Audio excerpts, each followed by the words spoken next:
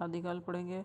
आदिकाल हिंदी साहित्य के इतिहास का प्रारंभिक चरण है जिसका समय 10वीं शताब्दी से लेकर 14वीं शताब्दी 1050 से 1375 विक्रम संवत तक माना जाता है। ऐतिहासिक दृष्टि से यह युग विकेंद्रीकरण की ओर जा रहा था। सम्राट हर्षवर्धन की मृत्यु के पश्चात भारतवर्ष में केंद्रीयता की भावना प्रायः लुप्त हो चुकी थी और देश छोटे छोटे राज्यों में विभक्त हो चुका था। इन छोटे राज्यों के राजा जरा सी बात पर आपस में युद्ध करते रहते थे। दूसरी तरफ देश बाह्य आक्रामकताओं के निरंतर आक्रमण हो रहे थे। देश का वातावरण भारी हलचल और अशांति से भरा हुआ था। आदिकाल के नामकरण की समस्या। हिंदी साहित्य के इतिहास लेखन में आदिकाल सदा से विद्वानों के बीच विवाद का विषय रहा, चाहे इसके नामकरण की बात हो या काल विभाजन की।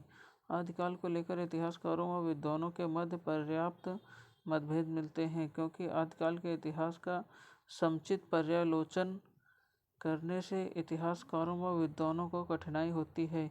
इसके पीछे का कारण यह है कि इस समय के कुछ ग्रंथ अप्राप्य हैं, तो कुछ रचनाओं पर प्रामाणिकता अप्रामाणिकता का सवाल लगा हुआ है। वहीं कुछ ग्रंथों में ऐतिहासिक सामंजस्य का अभाव है। साथ ही इस युग में धार्मिक, सांस्कृतिक, साहित्यिक आदि सभी क्षेत्रों में परस्पर विरोधी तत्व दिखाई देते हैं। ऐसी स्थिति में किसी का विशेष तत्व को ध्यान में रखकर इसका नाम निर्धारित कर देना उचित नहीं है।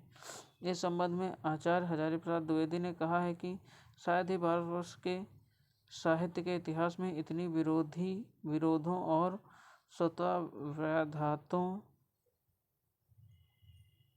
का युग कभी आया हो। इस काल में एक तरफ तो संस्कृत के ऐसे बड़े बड़े कवि उत्पन्न हुए जिनकी रचनाएं अलंकृत काव्य परंपरा की चरम सीमा पर पहुंच गई थी, और दूसरी ओर अपभ्रंश के कवि हुए जो अत्यंत सहज सरल भाषा में अत्यंत संक्षिप्त शब्दों में अपने मार्मिक मनोभाव प्रकट करते थे। संक्षेप में इतना जान लेना यह पर्याप्त है कि काल भारतीय विचारों के मंथन काल का है और इसीलिए अत्यंत महत्वपूर्ण है। विभिन्न विद्वानों ने आदिकाल के अलग अलग नाम सुझाए हैं, जो इस प्रकार हैं। आचार्य रामचंद्र शुक्ल ने 12 ग्रंथ लिखे।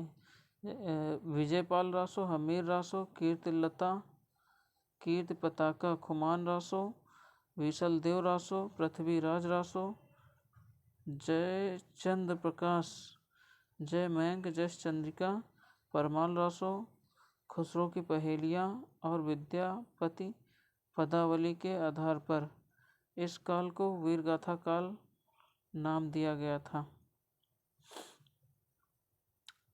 आचार्य हजारी प्रसाद द्विवेदी ने इस काल को आदिकाल की संज्ञा दी।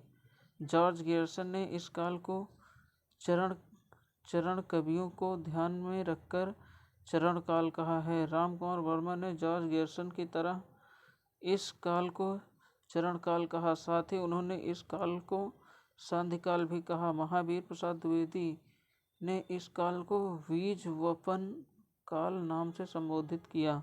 राहुल सत्यनारायण ने इस काल को सिद्ध सामंत काल नाम दिया और मिश्र बंधुओं ने इस काल को पूर्ण प्रारंभिक काल कहा। डॉक्टर गणपत चंद्र गुप्त ने इस काल को शून्य काल कहा और धीरेन्द्र वर्मा और चंद्रधर शर्मा गुलेरी ने इस काल को अपभ्रंश काल नाम दिया। विश्वनाथ प्रसाद मिश्र ने इस काल को वीरकाल के नाम से संबोधित किया और रामशंकर शुक्ल रसाल ने इस काल को बाल्यावस्था काल की संज्ञा दी। मोहन अवस्थी और सुमन राजे ने इस काल को आधार काल कहा। पृथ्वीनाथ कमल और कुलश्रेष्ठ ने इस काल को अंधकार काल की संज्ञा दी। तो अब मेरा सेशन यहीं पे समाप्त हुआ।